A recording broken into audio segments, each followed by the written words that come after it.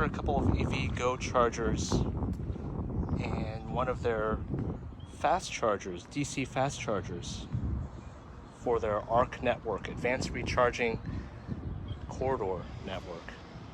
It's pretty neat that this corridor runs from Monterey on the coast all the way to Lake Tahoe. So people going between there and Tahoe can really quickly recharge on the CHAdeMO chargers or the CSS plug on the right. You might have noticed along the way, I only had a handful of episodes, but along the way I might have been kind of building up to this episode. You might remember the first episode, I kind of gave an introduction as to why I liked EVs.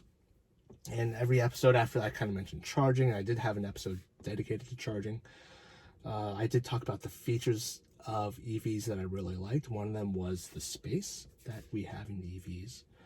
And the last episode, I talked about autopilot. If you know how to use it, it can be really, really great, especially for long distance driving.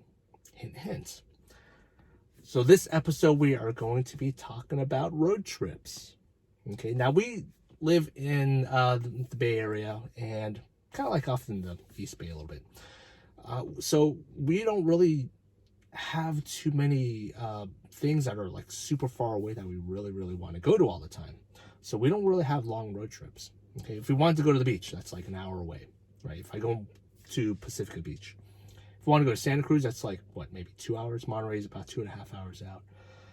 Wine Country is a little bit up north. It's probably about an hour-ish, hour and a half-ish up north. If you want to drive to LA, that's 8 hours south. But with a couple kids in the back, I mean, we definitely don't want to drive that far. But the furthest trip that we've had was to South Lake Tahoe. And that was about 4 hours drive. So that was back in December of this past year, and it was actually a really fun time. 4 hours from Bay Area all the way to South Lake Tahoe. Winter, obviously it's snowing up there. So, I mean, a lot of people really kind of worry about, oh my gosh, is the range of the car any good? Range of electric cars really small compared to, regular gas car. What about, where to find charging stations? All of that to plan so much. It's honestly, seriously, it's not bad at all. If you know where the charging stations are a little bit ahead of time, that's fine. You're good. Not a big deal. So we're going to be talking about that and what kind of aids that are out there to help you along the way in your nice little road trip. So a little while ago, I did talk about, having nice accessories. That's a really great accessory, that Diana car seat. If you have little kids, right, who still need a really solid car seat, that's the one to get. It's really narrow. The trunk of the car, like I mentioned in one of the episodes, right, big enough for, a really large size luggage. In the front trunk. You still have room for small little things. In the cabin, there's still plenty of room. You have a nice flat floor for maybe like a cooler box on a little road trip. So you have like nice cool drinks in the back, right? So it's a great freeway cruiser. Most EVs nowadays, most new EVs have a pretty decent range. Okay, when I say decent range, we're talking about around 200 to 250 mile range. I did mention in one of the episodes there are a lot of DC fast chargers out there now. If you're driving a Tesla, it's pretty simple. You're going to find plenty of Tesla superchargers. There are something like 14,000 of them around the country. So if you're driving a Tesla, you're fine. You're golden, right? And Tesla navigation will show you where not just Tesla superchargers are, but other charging stations are. Okay, so, but if you don't have a Tesla, and honestly, I haven't owned any of the other cars. I haven't driven the other cars yet, but they should have in their navigation systems locations of charging stations. they should pop up as long as you search for it. Even if they don't, it's not a big deal. There are plenty of apps. There's a really great app. It's called PlugShare, and you can look for public locations, in-use locations. You can select the type of plug that you have, CSS, CHAdeMOs, Teslas, of course, and then you can go down to the network. Of course, there's Electrify America, which I talked a little bit about before, and Volta. I mentioned Volta. That's the free charging network out there that's ad supported. So you can filter everything down by that. If you wanted to plan out a trip, you clicked on the little trips icon, and then you can enter your destination and your start points. And then what you can do is that along the way, you can go in and find out where all the charging stations are.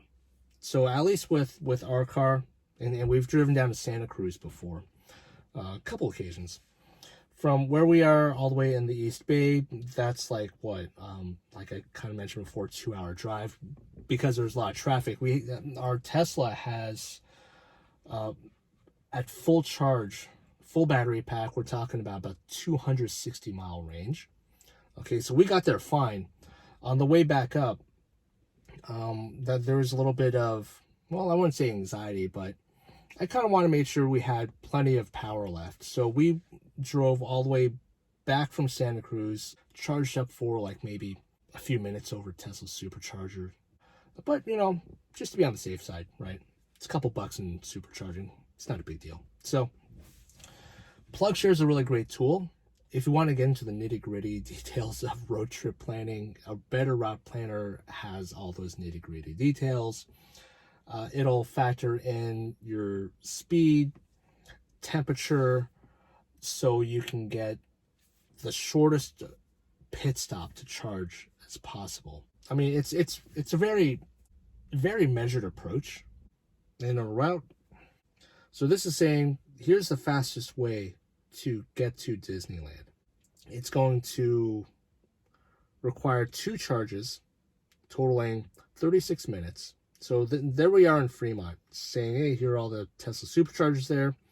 First stop is over at, let me see, Harris Ranch. And then I'll get to Disneyland with 10% battery. That's the standard, like, low end. A Better Route Planner is incredibly detailed. I don't think you need to get that detailed, but it's a really good tool. Again, Teslas are great for, you know, road trips because, one, autopilot, it helps you drive on the freeway a lot. Again, keep your eye on the road. Be ready to take over at a moment's notice, like I mentioned in my last video. Check that out. 2, you have a super duper reliable supercharger network. DC fast chargers, they are popping up all over the place. If you don't have a Tesla, don't worry about it. You can map it out and find exactly what you need to, or where you need to charge. So not a big deal at all. When you do get to your location, you need to find a charger. Use PlugShare. PlugShare is great. PlugShare will throw up every little regular charger out there, J1772 chargers, superchargers, anything you want, you know. It's going to show it there. If you're going to be at a hotel, give them a call. Before you book it, give them a call. Say, hey, you know, I got an electric car. You got a place to charge. Tesla's got a lot of destination chargers over at hotels. They're just regular, you know, high power outlets. And they have a wall charger. You plug in your car overnight, that's fine. This range anxiety thing, if you're really concerned, super concerned about range of electric cars, and you're really interested in getting an electric car, get the largest battery you can afford. So range anxiety is a dead thing. What do you think about range anxiety? Is it a really super big concern, knowing that at least with the Tesla supercharger network, every 100 miles you have one, right? Every 150 miles, there's a supercharger. DC fast chargers from other networks, they're popping up all over the place. Is range anxiety still a thing? What do you think? From a gas driver's perspective, if you still drive a gas car, What's holding you back? Is it the range? Is that the most important thing? Let me know in the comments below. And if you like this video, please like the video. And don't forget to subscribe and share with all your friends. So thanks for watching. This was a short episode, and I will see you next time. Peace out and take care of yourselves.